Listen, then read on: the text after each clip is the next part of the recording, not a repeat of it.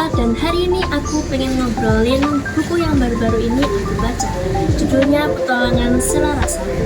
Ini tuh bukan buku sekedar buku petualangan biasa. Ini diadaptasi dari saduran naskah kuno Nusantara, Sounds Old School. Buku ini tuh menarik banget. Yuk kita bahas bersama.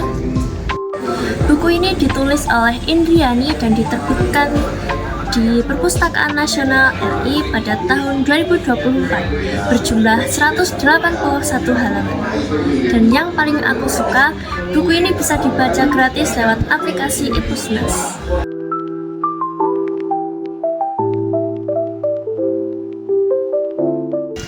Indonesia punya banyak cerita naskah kuno dari zaman dulu, tapi kita jarang banget baca.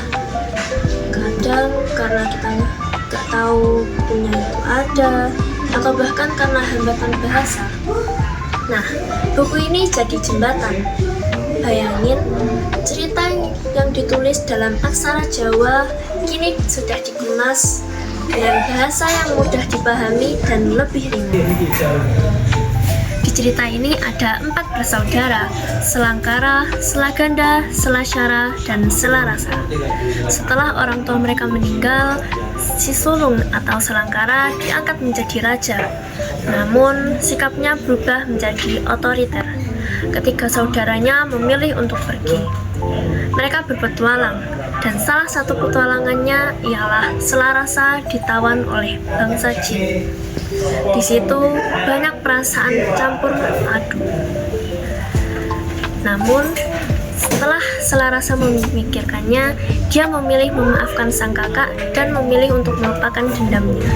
Cerita ini berasal dari hikayat Selarasa, naskah kuno dari ratusan tahun lalu. Tapi nilainya tidak lekang oleh waktu. Tentang kesetiaan, kasih sayang, keadilan, dan pilihan untuk gak terjebak dalam dendam. Cerita ini tidak hanya menyajikan konflik fisik, tapi juga mengangkat tema kesetiaan, persaudaraan, dan pengorbanan. Alur yang digunakan cenderung linear, namun beberapa kilas balik memperkuat latar dan emosi para tokoh. Tokoh Selarasa menjadi pusat cerita, yang memiliki semangat yang berani, cerdas, dan berbudi luhur. Selasyara dan Selaganda turut memperkuat konflik dan dinamika antar karakter.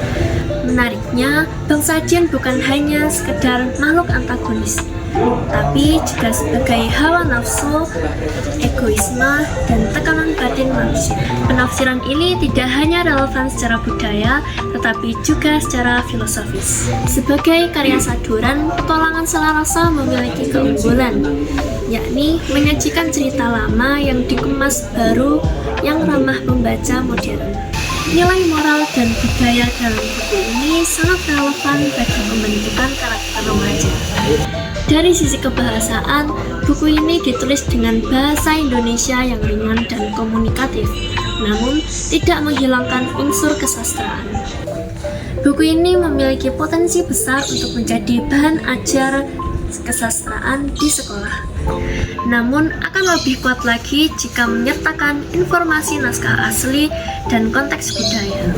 Penyempurnaan dari sisi grafis atau gambar dapat meningkatkan daya tarik generasi muda.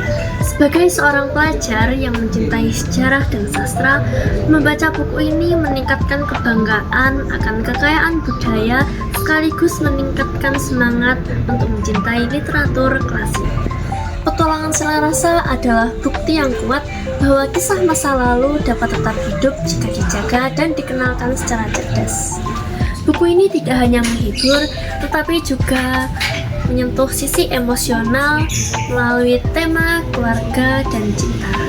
Diharapkan karya semacam ini dapat diproduksi dan dikenalkan lebih luas agar masyarakat makin akrab dengan karya literatur klasik Nusantara. Buku ini aku rekomendasikan kepada kalian yang suka genre sastra dan sejarah. Kalian bisa membaca buku Petualangan Selarasa lewat aplikasi e-Pusnas. Terima kasih sudah mengobrol bareng aku. Aku Keisha. Sampai jumpa di video selanjutnya.